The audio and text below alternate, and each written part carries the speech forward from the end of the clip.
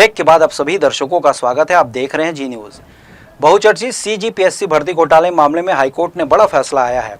High court ने राज्य शासन की अपील को खारिज कर दिया है, जिससे शासन को बड़ा झटका लगा है और चयनित निर्दोष अभ्यर्थियों डीएसपी और डिप्टी कलेक्टर की नियुक्ति का रास्ता साफ हो गया है। बता दें कि 2021-22 में 171 पदों के लिए हुई इस भर्ती घोटाले में आरोप था कि राजनीतिक रस्सू को प्रशासनिक अधिकारियों को रिश्तेदारों को नियमों को ताक पर रखकर चयनित किया गया था। सीबीआई की जांच में बड़े खुलासे हुए थे और जांच के बाद 7 लोगों को गिरफ्तार किया गया था।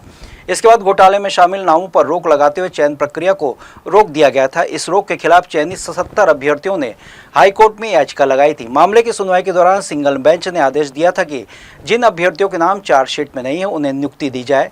इस आदेश के खिलाफ शासन ने चीफ जस्टिस की डिवीजन बेंच में अपील की थी, लेकिन आज हाईकोर्ट ने शासन की अपील खारिज कर दी, जिसके पहले के सिंगल बेंच के आदेश को बरकरार रखा है। मामले में याचिकाकर्ताओं की ओर से सीनियर एडवोकेट राजीव श्रीवास्तव, मलय श्रीवास्तव ने पैरवी की। इस फैसले के बाद अब शासन के पास सुप्रीम कोर्ट जाने का रास्ता ही बचा है। जांजगीर चांपा जिले में पेट्रोल पंप में 65 लाख रुपए की गबन के मामले में पुलिस ने 3 आरोपियों को गिरफ्तार किया है। मामला बमनिडी थाना क्षेत्र का है। पुलिस के अनुसार प्रार्थी गगन जयपुरिया ने रिपोर्ट दर्ज कराई थी कि सारागांव रोड स्थित प्योर पेट्रोलियम पेट्रोल पंप में कार्यरत नीरज कुमार साहू ने अपने पिता लोचन प्रसाद साहू, भाई धीरज कुमार साहू के साथ मिलकर षड्यंत्रपूर्वक 65 लाख रुपए का गबन किया है। गठित टीम ने मुख्य आरोपी नीरज साहू को साइबर तकनीक की मदद से रायपुर से गिरफ्तार किया। पूछताछ में आरोपी ने बताया कि वो 2022 से पंप में काम कर रहा था और मालिक की अनुपस्थिति का फायदा उठाकर पूरी रकम गबन कर ली। उसने स्वीकार किया कि अधिकांश रकम जुए और सट्टा में हार गया था, कुछ रकम अपने पिता और भाई को ट्रैक्टर की किश्त भरने के लिए दी। पुलिस ने आरोपियों से 50,000 रुपये नकद, एक मोटरसाइकिल और एक ट्रैक्टर जब्त किया है। सभी आरोपियों के खिलाफ धारा 316 बीएनएस के तहत कार्रवाई कर न्यायिक रिमांड पर भेज दिया गया है। रेलवे यात्रियों का भरोसा तोड़ने वाले एक शातिर चोर को जीआरपी पुलिस ने गिरफ्तार कर लिया। आरोपी ट्रेन में सफर करने वाले यात्रियों की जरा सी असावधानी का फायदा उठाकर पलक झपकते ही उनकी कीमती सामान गायब कर देता था। पुलिस ने उसकी गिरफ्तारी से हाल ही में 2 बड़ी चोरियों का खुलासा किया है। जानकारी के मुताबिक गिरफ्तार आरोपी का नाम अशोक चक्रधारी, जो पेंड्रा का निवासी है। उसने 31 अक्टूबर को अमरकंटक एक्सप्रेस और 1 नवंबर को हीराकुंड एक्सप्रेस में यात्रियों के बैग से लैपटॉप चोरी किए थे। दोनों ही लैपटॉप HP कंपनी के थे, जिनकी कीमत 85,000 रुपये आकी गई है। चोरी के बाद आरोपी लैपटॉप को बेचने की फिराक में था। बिलासपुर जीआरपी पुलिस ने जब हाल ही की चोरी की घटनाओं की जांच शुरू की तो सीसीटीवी फुटेज और यात्रियों के बयान के आधार पर आरोपी की पहचान हुई। इसके बाद पुलिस ने मुखबिर की सूचना पर अशोक चक्रधारी को धर दबोचा। उसकी निशानदेही पर चोरी किए गए 2 लैपटॉप बरामद कर लिए गए हैं। जीआरपी ने आरोपी के खिलाफ बीएनएस के तहत अपराध दर्ज कर न्यायिक रिमांड पर भेज दिया है। पुलिस अब यह भी जाँच कर रही है कि आरोपी किसी संगठित गैंग का हिस्सा तो नहीं है। एक व्यक्ति जिसका नाम है अशोक चक्रधारी, पिता रामाधार चक्रधारी, उम्र 30 वर्ष, जो बस स्टैंड पेंडा रोड का रहने वाला है। वैसे पेशे से मजदूर है, लेकिन रात को ट्रेनों में चोरी करता है। उसके पास से अमरकंटक एक्सप्रेस में एक यात्री सो रहा था, उसका बैग चोरी किया, जिसमें एक लैपटॉप और कपड़े कुछ सामान था और एक साड़ी वगैरह था, जिसे फेंक दिया। 1/11 को फिर उसने पेंडा रोड में आया, चोरी करने का प्रयास किया, उसके पकड़े। उसके बाद उसके घर की तलाशी लेने पर उसके घर से 2 बैग मिले, जिसमें 2 नग लैपटॉप मिला है, जिसके अभी माल मालिक की तलाश की जा रही है। आरोपी रहने वाला अशोक चक्रधारी पेंडा रोड का बस स्टैंड के पास का रहने वाला है। शहर के तारबार थाना क्षेत्र में स्थित आचार्य कोचिंग क्लासेस के शिक्षकों की गुंडागर्दी का मामला सामने आया है। मिली जानकारी के अनुसार कोचिंग के कुछ शिक्षकों ने एक होम ट्यूटर की सरेराह पिटाई कर दी। बताया जा रहा है कि पीड़ित युवक CMD चौक के पास बच्चों से बातचीत कर रहा था, तभी कोचिंग के शिक्षकों ने उसे पकड़ लिया और मारपीट शुरू कर दी।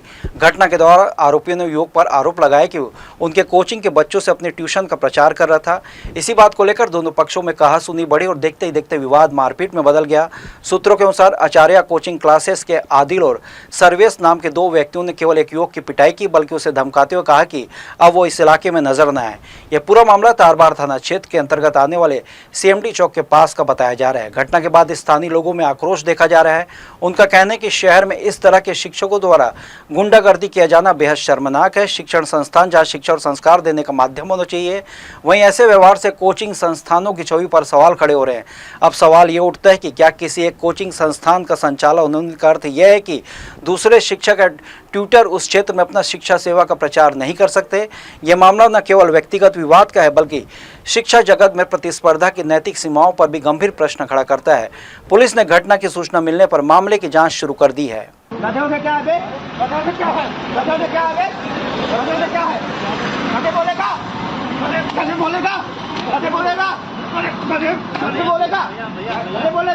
लिंगेट क्षेत्र के दुर्गानगर वार्ड क्रमांक 52 में नगर निगम की तोड़फोड़ कार्रवाई को लेकर निवासियों ने कड़ा विरोध जताया है। क्षेत्र के लोगों ने एक ज्ञापन सौंपते हुए नगर निगम द्वारा किए जा रहे 113 मकानों को तोड़ने पर कार्रवाई पर तत्काल रोक लगाने की मांग की है।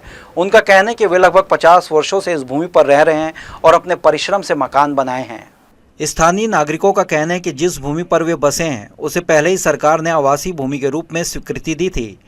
2019 में छत्तीसगढ़ सरकार द्वारा दुर्गानगर की भूमि को पट्टा स्वीकृत करने का निर्णय भी लिया गया था और नगर निगम के द्वारा 10 रुपये प्रति वर्ग फुट की दर से पट्टा प्रीमियम राशि स्वीकार की गई थी।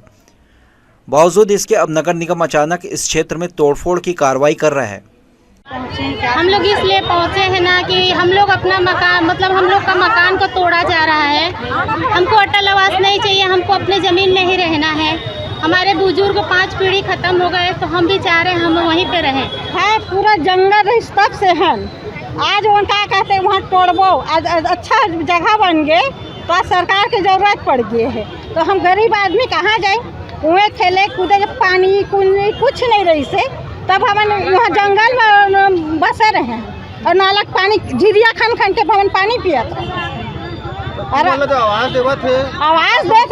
देते न तो वो बिजली न पानी और छेरिया कोठा उखल बढ़िया रही थे। ज्ञापन में यह भी उल्लेख किया गया है कि कुछ माह पूर्व भी इसी क्षेत्र में लगभग 150 मकानों और दुकानों को तोड़ दिया गया था जिनका पुनर्निर्माण अब तक नहीं हो पाया है। नागरिकों का आरोप है कि निगम प्रशासन बार बार अलग अलग परियोजनाओं के नाम पर गरीब परिवारों को उजाड़ने का प्रयास कर रहा है जिससे क्षेत्र में असमंजस और अविश्वास का माहौल बन गया है। पहले वहाँ तोड़े नाली के लिए, सड़क के सब जगह दे दिए, नाली सड़क के लिए 80 फीट के लिए बोले नाली सड़क के लिए सब जगह दे, सब हम राजी हो, सब पे राजी, लेकिन फालतू सब निकालने की इन लोग का योजना है। पूरा गरीब लोग को यहाँ से निकाल के पूरा कॉम्प्लेक्स बना के बड़े बड़े आदमी को बेचना चाहते हैं उन लोग। वहाँ कम से कई हजार परिवार वहाँ रहते हैं, हजारों परिवार का रोजी रोटी वहाँ चलता है। पूरा गरीब है, क्यों निकलेंगे वहाँ से? निवासियों ने बताया कि लगातार कार्रवाई से गरीब परिवारों का सामाजिक, मानसिक और आर्थिक जीवन बुरी तरह प्रभावित हुआ है। पहले की गई कार्रवाई के दौरान भी लोगों को कोई ठोस जानकारी नहीं दी गई थी जिससे भय का वातावरण बना हुआ है। अब एक बार फिर तोड़फोड़ की तैयारी की जा रही है जिससे लोग परेशान हैं। 1982 में जब अर्जुन सिंह मुख्यमंत्री थे तो वहाँ पे एक योजना चालू की गई थी कि जो लोग जहाँ रहते हैं उनको एक आवासीय पट्टा दिया जाए और 1982 में उनको आवासीय पट्टा दिया गया। 82 से लेकर आज 2025 इस बीच करीब 40-50 सालों में जो गरीब आवासहीन थे उन्होंने अपनी मेहनत से अपने बच्चों को पढ़ाकर, रोजगार कर मेहनत कर अपने कच्चे मकान को पक्का बना लिया और वहाँ निवासरत हैं और लगातार वहाँ 40-50 सालों से रह रहे हैं। सरकार ने अभी 2019 में भी उनसे 10 रुपये स्क्वायर फीट की मांग की थी जिसकी रसीद 113 लोगों के पास है जिन्होंने रसीद में पैसा जमा किया। क्या मेहनत कर अपना पक्का मकान बनाना गुनाह है?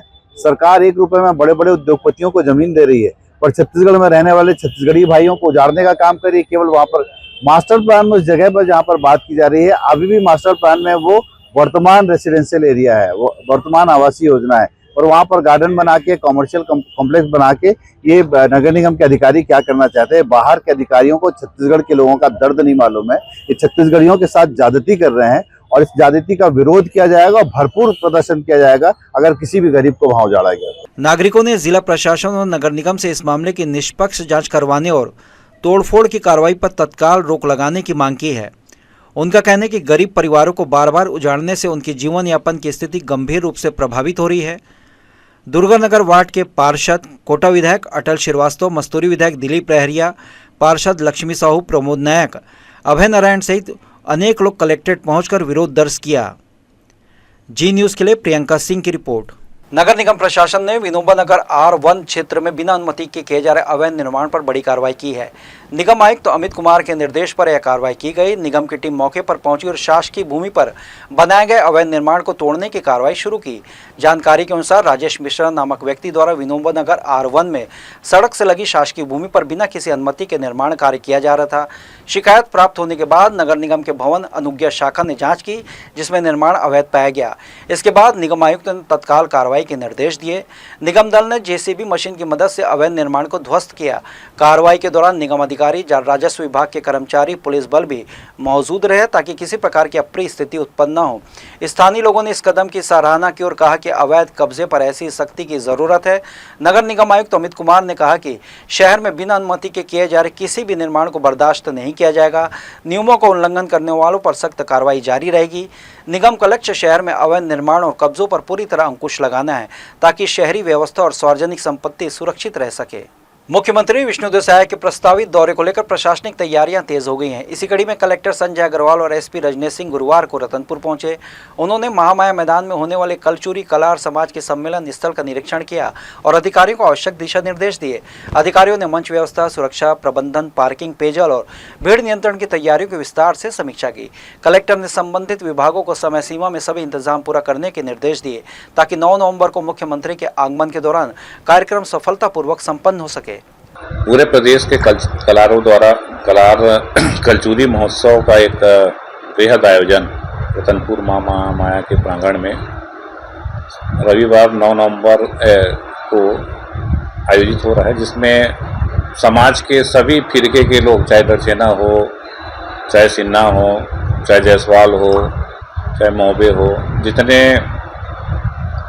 मतलब जायसवाल समाज के लोग हैं पूरे प्रदेश में, बस्तर में, जगदलपुर, इधर से अंबिकापुर, सारे प्रदेश के लोग मिलकर एक साथ यह कलचुरी महोत्सव का आयोजन को महोत्सव के रूप में मना रहे हैं। क्योंकि रतनपुर कलचुरियों का राजधानी रहा है, इसलिए आज सारे लोगों की इच्छा ये है कि 23 साल पहले एक बार कलचुरी महोत्सव रतनपुर में हो चुका है, तो उसको कंटिन्यू करके आज 23 साल बाद सारे समाज के लोग एक प्रजापिता ब्रह्म कुमारी ईश्वरीय विश्वविद्यालय श्री विहार अशोकनगर सरकंडा में आध्यात्मिक गीता ज्ञान महोत्सव का भव्य शुभारंभ हुआ।